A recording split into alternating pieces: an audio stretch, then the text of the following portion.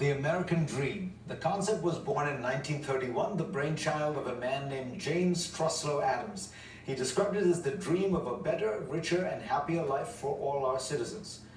But has that dream now traveled north? Is the American dream a dying dream and the Canadian dream a thriving one? That's what my next guest, Scott Gilmore, asserts, a former Canadian diplomat. Gilmore is now a contributor for the Boston Globe and a columnist for the Canadian magazine Maclean's. Welcome. Thank you. So you have a fascinating collection of data here. You point out that when you look at college degrees, 46% of Americans have them, but 59% of Canadians do. When you look at home ownership rates, 63% American, but 68% Canadian. When you look at life expectancy, 78.7 years in America, but 81.2 years in Canada. So higher life expectancy, higher home ownership, higher college degree, and even more vacation days. So everything looks better in Canada. Why? Well, it's a bit of a puzzle for us as Canadians because, we look to the United States as being the land of opportunity like most people do. But when you start pouring through the numbers like you suggested, no matter how you cut the American dream or no matter how you describe the American dream, whether it's life, liberty, and the pursuit of happiness, or a car, a job, and a degree, it's now become easier in Canada. And I think there's some obvious reasons. The healthcare system, for one. We don't have people going bankrupt because of healthcare costs, so our poor parts of the society can continue to thrive. Access to education is easier. There are cheaper degrees. We don't have the student loan problem that you have in the United States. We have our problems, but overall we seem to be muddling through and doing a little bit better. One of the things that you don't talk as much about here, but I'm sure you know about, is the social mobility indices that people look at. That is, if you are born into the lower strata of income, in Canada, you now have a much greater chance of moving up in one lifetime than you have in the United States. That's right. I mean, the American dream is based on this idea that you can pull yourself up by the bootstraps, you can rags to riches. But in fact, that's actually happening less and less in the United States compared to a lot of Western countries. And in Canada, like you said, you can go from the lowest quintile of income to the highest quintile twice as likely.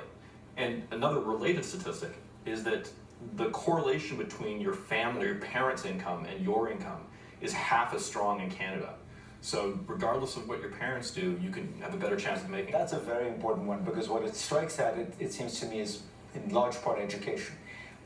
Rich people's kids in America get a better education because our public education system is funded by local property taxes.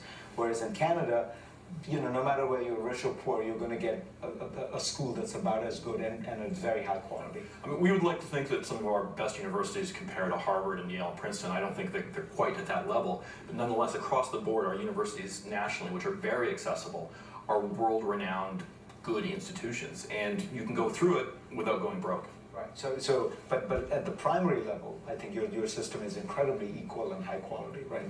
That's to me the big differentiator. Whereas the American K through 12 system is really one where rich kids are in one universe and poor kids in a completely different world. Yeah, that's absolutely true. But I hesitate to be too glowing about it because in Canada, our Indigenous community, our First Nations community, our Inuit, our Métis, are doing horribly according to those numbers. They don't have the same access to healthcare. They're not having the same access to universities and schools. And a lot of their basic indicators. What percentage of the population are they? It's 5%. Now, what's striking to me is people might think, this is a case for the social welfare paradise. This is a kind of the argument of left-wing types. So you're a conservative. I am. And you point out that compared to Canada, America isn't even the land of the free anymore. That by the Cato Institute's Human Freedom Index, Canada ranks much higher than the US. It's 6th in the world, whereas America limps in at 23. The Heritage Foundation, another conservative think tank, ranks Canada much higher for economic freedom. And of course, Reporters Without Borders scores Canada much higher on press freedoms. I think this is partly a product of the reality that the Canadian economy is quite free and quite open, but that there have been a whole series of reforms over the last 15, 20 years in Canada, right? There has. There are some indicators that show that Canada's had this freedom going back a lot farther than that.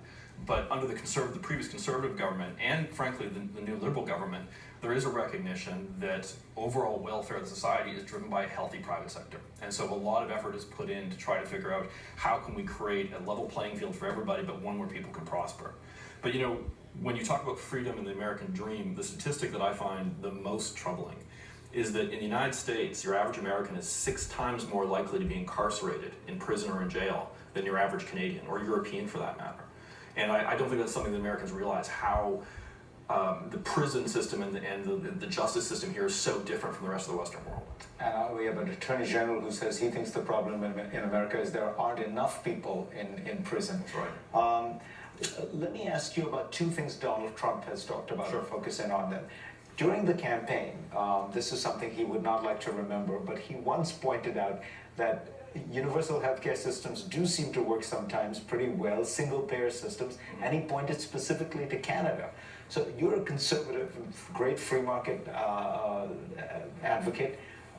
You think the Canadian system overall works better?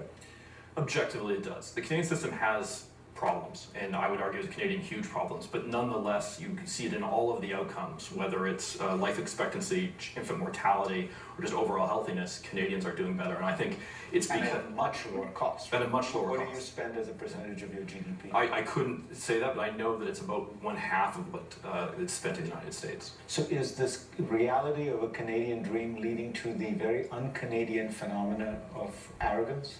Oh my goodness, yes. Particularly since the election in the United States.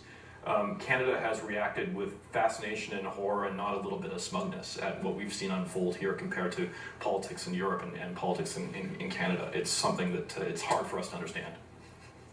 Well, next on GPS, what do